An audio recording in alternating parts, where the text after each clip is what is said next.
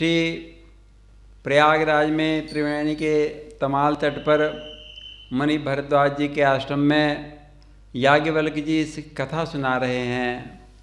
याज्ञवल्क जी ने कहा कि हे भरद्वाज जी, भगवान शंकर के कहने से सप्त ऋषि माँ जगदम्बा उमा जी की परीक्षा लेने के लिए चले और उन्होंने तो शिव जी के सारे अवगुण गिना दिए कि अरे बावली गोरा, तू किसके चक्कर में पड़ी है?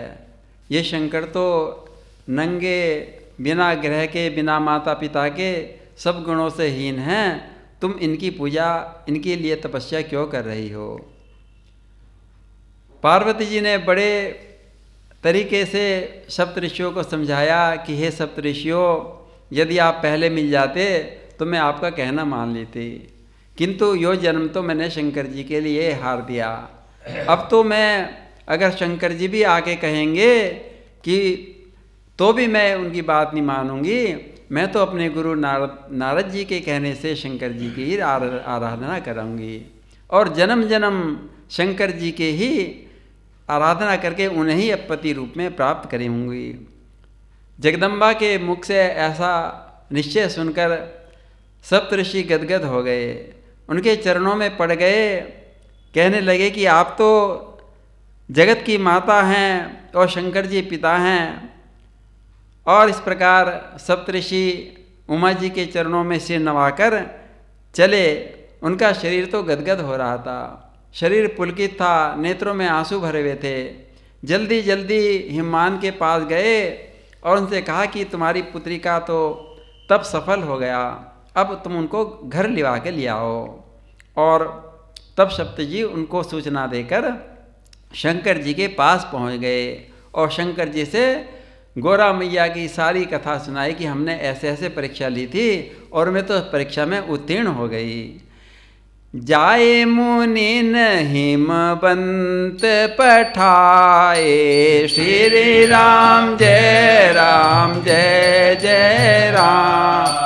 करी विनती गिर जाहि ग्रह ल्याए, श्री राम जय राम। बहुरी सप्त ऋषि शिव पहि जाई, श्री राम जय राम। कथा उमा के सकल सुनाई,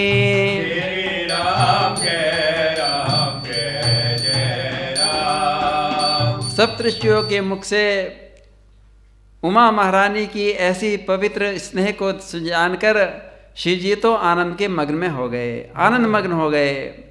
और तब सप्तऋषि तो प्रसन्न मन से अपने अपने घरों को चले गए, ब्रह्मलोक को चले गए। और तब शंकर जी, सुजान शंकर जी अपने मन को स्थिर किया और रघुनाथ जी के ध्यान में मगन हो गए। भय मगन शिव सुनत सनेहा, श्री राम जय जय राम। हर्षि सप्त ऋषि गवने गेहा, श्री राम जय राम।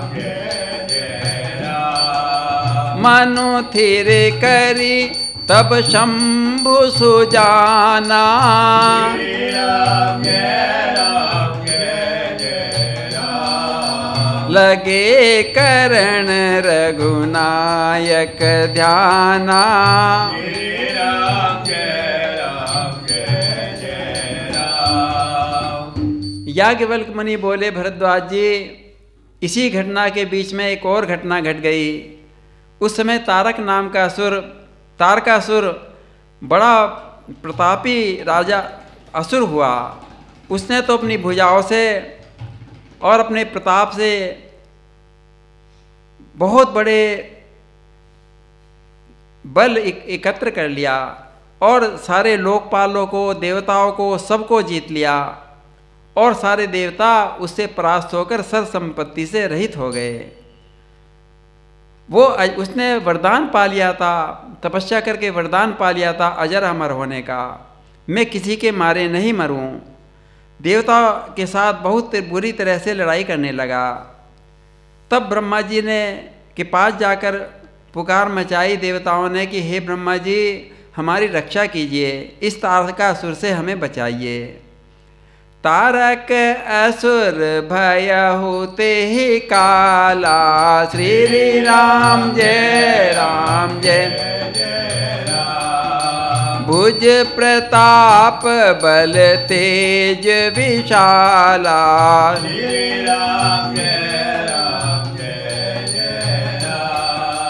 ते ही सब लोक लोकपति जीते,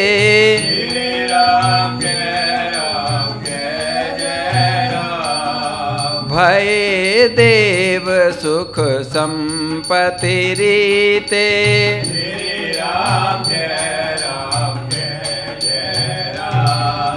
अजर अमर सो जीत न जाई,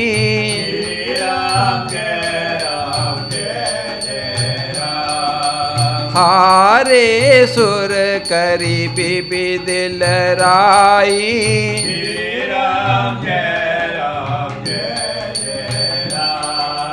तब बिरंची सन जाए पुकारे,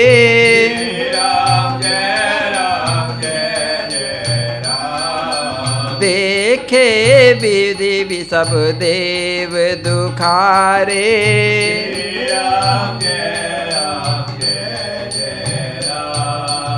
ब्रह्मा जी ने देखा सारी देवताओं के नेत्रों में आंसू भरे हैं, शिथिल, सारा शरीर शिथिल है, कांप रहे हैं तारकासुर के अत्याचारों से। तब उन्होंने ध्यान लगा के देखा ब्रह्मा जी ने, और देवताओं से कहा कि देवताओं, ये तो शंकर जी के पुत्र से ही मारा जा सकता है और इसका कोई उपाय नहीं है। सब सन कहा बुझाए विधि, धनुज निधन तब होए रामा, धनुज निधन सब होए, शंभु शुक्र संभूत सुत, एहि जीतन रन सोए, सियावर रामचंद्र पद जय शरणम। देखो देवताओं, मेरी बात सुनकर उपाय करो, ईश्वर सहायता करेंगे तुम्हारी, तुम्हारा काम बन जाएगा। सती जी ने जो दक्ष के यहाँ यज्ञ में देह का त्याग किया था, मैं ही अब हिमांचल राजा की पुत्री बनकर प्रकट हो गई हैं। उन्होंने शंभु भगवान भोलेनाथ के लिए बड़ा भारी तप किया है, और शंभु जी तो अब समाधि में बैठे हुए हैं। अब उनके साथ विवाह कैसे कराया जाए?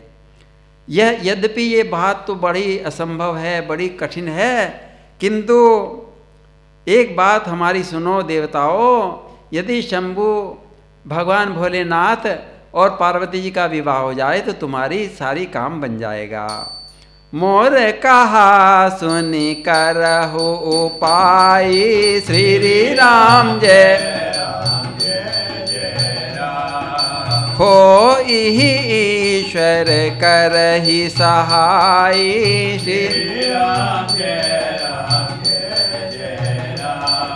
सती जोत जी दक्ष मख देहा,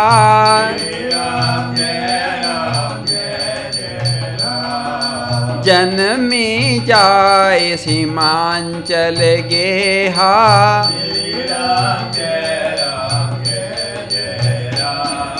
तेहि तप कीन शंभुपति लागी,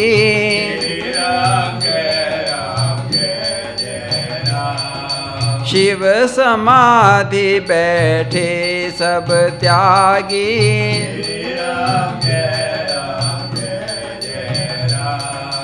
यद्यपि अहि असमंजस भारी,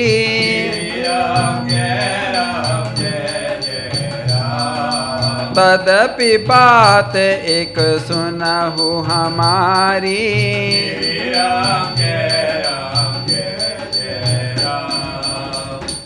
शिव जी को पति बनाने के लिए उमा महारानी ने बड़ा तप किया है किंतु शिव जी तो सब कुछ छोड़ छाड़ कर भगवान राम जी के ध्यान में मगन हैं और मैं तो समाधि में बैठे हुए हैं। अब ऐसे असमंजस की बात को कैसे सुलझाया जाए? तुम ऐसा करो, ब्रह्मा जी कहने लगे कि देवताओं से कि देवताओं, हे इंद्रदेव तुम ऐसा करो, कामदेव को शिव जी के पास भेजो, वो शिव जी को के मन में क्षोभ उत्पन्न करके उनकी समाधि तोड़वा देगा। तब हम जाकर सारे देवता शिव जी के चरणों में सिर रखेंगे और उन्हें जबरदस्ती विवाह उनका करा देंगे। बस यही उपाय है। पटवहु काम जाए शिव पाहि, श्री राम जय करे क्षोभ शंकर मन माही।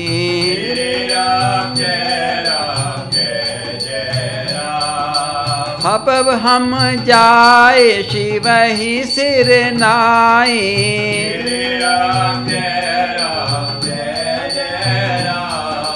करवावहु विवाह बरी आई।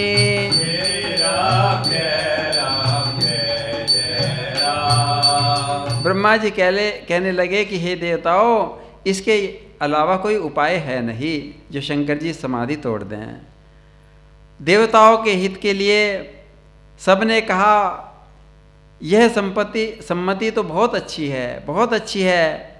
और फिर बड़े देवताओं ने बड़े प्रेम से स्तुति की और कामदेव की स्तुति करी कि हे विषमवान, हे कामदेव प्रकट हो जाओ, हे मछली के ध्वज से युक्त ध्वजा वाले कामदेव तुम प्रकट हो जाओ।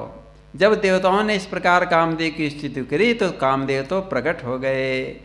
एहि विधि भल ही देव हित होई, श्री राम जय राम।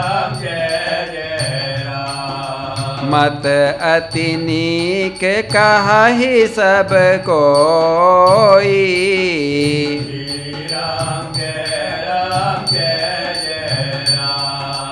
आस्तुति सुरन कीन अति हेतु,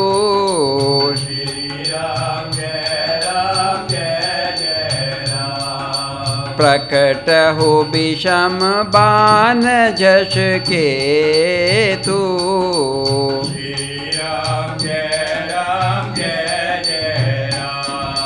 जब देवताओं ने कामदेव को आवाहन किया कि हे कामदेव आप प्रकट हो जाओ, तो कामदेव जी प्रकट हो गए। देवताओं से कहा कि हे देवो, हे देवेश्वरो, आपकी क्या आज्ञा है? तब देवताओं ने कामदेव से अपनी सारी विपत्ति कही और कहा कि कामदेव तुम ही हमारा काम बना सकते हो, शिव जी की समाधि खोल सकते हो। तब कामदेव ने हंसकर कहने लगे कि हे देवताओं, आप मेरे से ऐसा काम क्यों करा रहे हैं? शिव जी के विरोध करने में तो मेरी कुशल है ही नहीं, मैं शिव जी का विरोध कैसे करूँगा? सुरन कही निज विपत्ति सब, सुनि मन कीन विचार रामा, सुनि मन कीन विचार।